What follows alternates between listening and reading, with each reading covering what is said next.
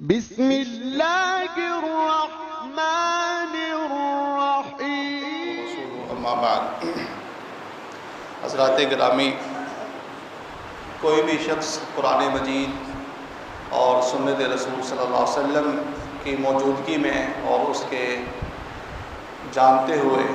اس بات کو عذر نہیں بنا سکتا کہ مجھے دین کے کسی بھی حصے کے بارے میں اور کسی بھی عبادت کے بارے میں معلوم نہیں تھا، اور یہ اس کے لیے حجت بھی نہیں ہے۔ لہذا نماز کا معاملہ ہو یا زکوٰۃ کا یا حج کا، کوئی بھی رکن ہو، کوئی بھی واجبات، اس کے لیے علم حاصل کرنا، سوال کرنا، جاننا ضروری ہے۔ رسول اللہ صلی اللہ علیہ وآلہ وسلم آپ ایک مرتبہ مسجد میں تشریف فرما تھے، اور ایک صحابی نے آ کر نماز پڑھی، اور پھر آپ کے پاس آ کر آپ کو السلام علیکم کہا۔ آپ صلی اللہ علیہ وآلہ وسلم نے جواباً وعلیکم السلام کہا، اور پھر ان کو حکم دیا کہ ارجع فصلی فإنک لم تصلی، کہ آپ لوٹ جائیں اور نماز دوبارہ پڑھیں۔ وہ دوبارہ گئے اور انہوں نے نماز پڑھی۔ اس کے بعد پھر آ کر انہوں نے جب سلام کہا، اور آپ صلی اللہ علیہ وآلہ وسلم نے پھر یہ کہا کہ دوبارہ نماز پڑھو۔ 3 مرتبہ اس طرح ہونے کے بعد وہ کہنے لگے کہ اللہ کے رسول صلی اللہ علیہ وآلہ وسلم، جو مجھے نماز آتی تھی وہ میں نے پڑھی ہے، اس کے علاوہ مجھے نہیں آتی، آپ مجھے نماز سکھا دیں۔ تو آپ صلی اللہ علیہ وآلہ وسلم نے صحابی کو نماز سکھائی۔ اللہ اکبر، تکبیر تحریمہ، بلکہ اس سے پہلے اقامہ سے لے کر آخر تک۔ اور یہ وہ مشہور حدیث ہے جسے مسیح الصلاۃ کے نام سے یاد کیا جاتا ہے کتب حدیث کے اندر۔ اور ایک محدث ہیں، انہوں نے تمام طرق جمع کیے ہیں کہ کس موقع پر رسول اللہ صلی اللہ علیہ وسلم نے کس بات کا حکم دیا اور کیا کرنا ہے۔ امام احمد سے بھی یہ بات ثابت ہے۔ حدیث کے طرق کا مطلب یہ ہے کہ کہیں ایسا ہوتا ہے کہ ایک محدث کوئی ایک روایت اپنی کتاب میں لکھتا ہے، اور اس میں جو اس کے مقصد کے مطابق ہو اسی بات کو درج کیا جاتا ہے یا لکھا جاتا ہے، اور پوری حدیث وہ رہ جاتی ہے۔ امام احمد یہ فرمایا کرتے تھے کہ اگر آپ نے کسی حدیث کو سمجھنا ہے تو اس کے طرق جمع کرو۔ اور امام مسلم کی جو کتاب ہے، جو مسلم جسے ہم کہتے ہیں کتاب،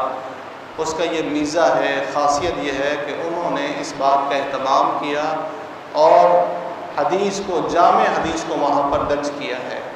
تو آپ صلی اللہ علیہ وآلہ وسلم، یہاں پر قابل غور یہ بات ہے کہ وہ صحابی جب آپ صلی اللہ علیہ وسلم کے پاس تشریف لائے، اور آپ صلی اللہ علیہ وسلم نے ان سے یہ نہیں کہا کہ آپ سے غلطی ہوئی ہے، آپ ایسا کر چکے ہیں، آئندہ ایسا نہ کرنا، نہیں، بلکہ آپ نے فرمایا کہ دوبارہ نماز پڑھو۔ اور ایک مرتبہ یہ بھی ثابت ہے کہ ایک صحابی نے کسی ایک نماز پڑھنے والے کو دیکھا اور اس سے پوچھا کہ تم یہ نماز کب سے پڑھ رہے ہو، کتنا عرصہ ہو گیا ہے تمہیں؟ اس نے کہا میں تو کافی عرصے سے یہ نماز پڑھ رہا ہوں۔ تو انہوں نے کہا کہ انہوں نے یہ فرمایا صحابی نے کہ اگر تم اسی طرح، اسی نماز اور اسی طریقے کے اوپر اگر تمہاری وفات ہو جاتی، تم اللہ سے جا ملتے، تو محمد رسول اللہ صلی اللہ علیہ وسلم کی ملت پر نہ ہوتے۔ اور حذیفہ رضی اللہ تعالیٰ عنہ سے یہ بھی ثابت ہے کہ آپ صلی اللہ علیہ وآلہ وسلم فرمائے کہ ایک شخص نماز پڑھتا ہے اور نماز کے اندر اپنی کمر کو سیدھا نہ رکھے تو پھر 40 سال تک وہ نماز پڑھتا رہے تو اس کی نماز قبول نہیں ہوتی۔ لہذا اس بات کا اہتمام کرنا چاہیے کہ کم از کم جو روز کی ہماری عبادت ہے، جس سے ہمارے درجات بھی بلند ہوتے ہوں، ہمارے گناہوں کا کفارہ بھی ہوتا ہو، اور ہم لوگ رحمت کے مستحق بھی ہوتے ہوں، اسے بڑے اہتمام کے ساتھ، اچھے طریقے سے اور سنت رسول صلی اللہ علیہ وآلہ وسلم کے مطابق ادا کرنا چاہیے۔ اور یہ اللہ کا بڑا احسان ہے، اللہ کا بڑا شکر ہے کہ آپ صلی اللہ علیہ وآلہ وسلم کی کسی بھی عبادت کے بارے میں کوئی ابہام نہیں ہے، نماز کے بارے میں بھی کوئی ابہام نہیں ہے، بلکہ کتب حدیث میں تقریباً بخاری ہو یا امام مسلم کی کتاب ہو، ابو داؤد ہو، ترمذی ہو، نسائی ہو، ابن ماجہ ہو، مسند احمد ہو، حاکم، ابن حبان، یا اس کے علاوہ اور بہت ساری کتابیں حدیث کی، تمام کے اندر رسول اللہ صلی اللہ علیہ وآلہ وسلم کی نماز کا طریقہ موجود ہے۔ اور میں اور آپ اس بات کے مکلف ہیں، ہمیں اس بات کا حکم دیا گیا ہے کہ اتبعوا ما انزل الیکم من ربکم ولا تتبعوا من دونہ اولیاء، کہ جو قرآن مجید میں ہے اور جو سنت رسول صلی اللہ علیہ وسلم میں ہے، ہم نے اسی کے اوپر عمل کرنا ہے۔ جہاں تک بات یہ ہے کہ مختلف ائمہ کرام کے مختلف فتاویٰ ہیں، ہمارے یہاں حنفی نماز ہے، شافعی نماز ہے، حنبلی نماز ہے اور مالکی نماز ہے، یا اور کوئی نماز، فقہ جعفری کی نماز ہو۔ نماز صرف وہ مقبول ہے جو محمد رسول اللہ صلی اللہ علیہ وسلم کی محمدی نماز ہے، اور یہ تمام ائمہ کرام، چاہے وہ امام ابو حنیفہ ہوں، امام مالک، امام شافعی، امام احمد اور دیگر ائمہ کرام، سب نے یہ کہا ہے، اس بات کی ہدایت کی، نصیحت کی اپنے شاگردوں کو، کتابوں میں لکھا ہوا ہے کہ اگر تمہیں کوئی ایسی حدیث مل جائے جو ہمارے قول کے مطابق نہ ہو، ہمارا قول اس کے مخالف ہو، حدیث صحیح ہو، تو تم حدیث کو لے لو اور ہماری بات کو دیوار سے دے مارو۔ یہ انہوں نے اپنے بارے میں کہا ہے۔ لہذا کسی کے لیے بھی یہ حجت نہیں ہے کہ وہ یہ کہے کہ امام، یہ حدیث تو ہے لیکن امام صاحب نے یہ کہا تھا، یہ حدیث تو صحیح ہے لیکن امام صاحب نے یہ کہا تھا۔ اگر آج ہم صرف اور صرف اس بات کو سمجھ لیں کہ قرآن مجید اور سنت رسول صلی اللہ علیہ وآلہ وسلم کو سمجھا جائے، اسی کے اوپر عمل کیا جائے، تو سارے کے سارے فرقے بھی ختم ہو جائیں اور سارے کے سارے اختلافات بھی ختم ہو جائیں۔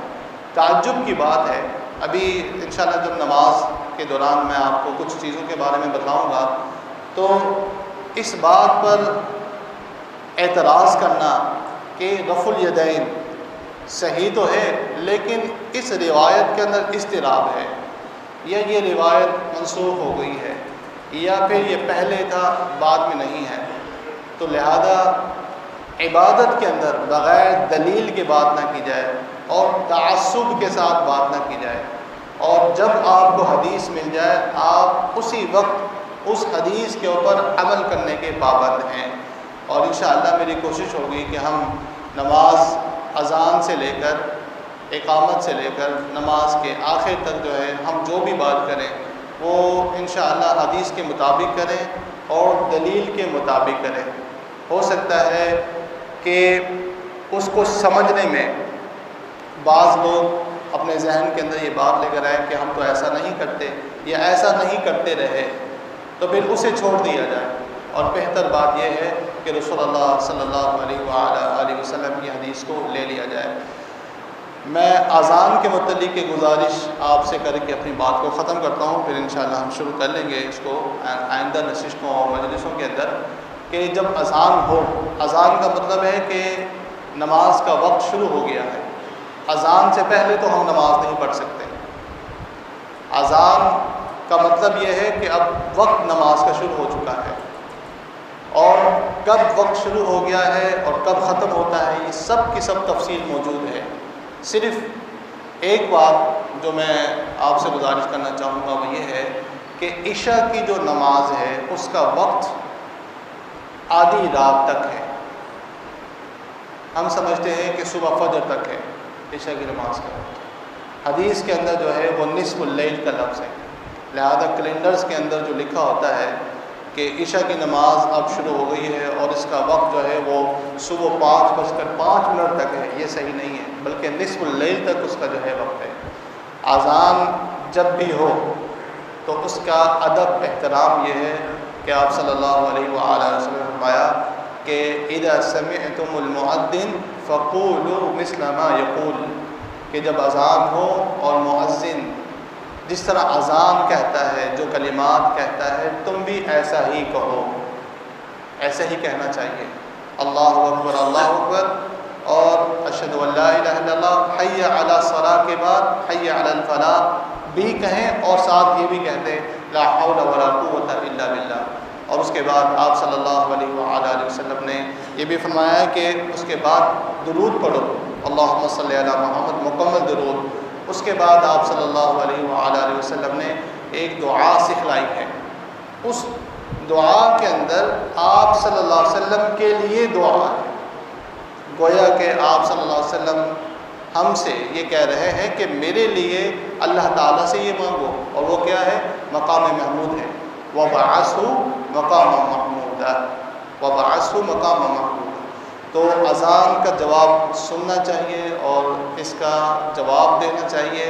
اور صلی اللہ علیہ وآلہ وسلم کے اوپر درود پڑھنا چاہیے، وہ دعا بھی پڑھنی چاہیے. اس کے فوائد کیا ہیں اور اس کے پڑھنے سے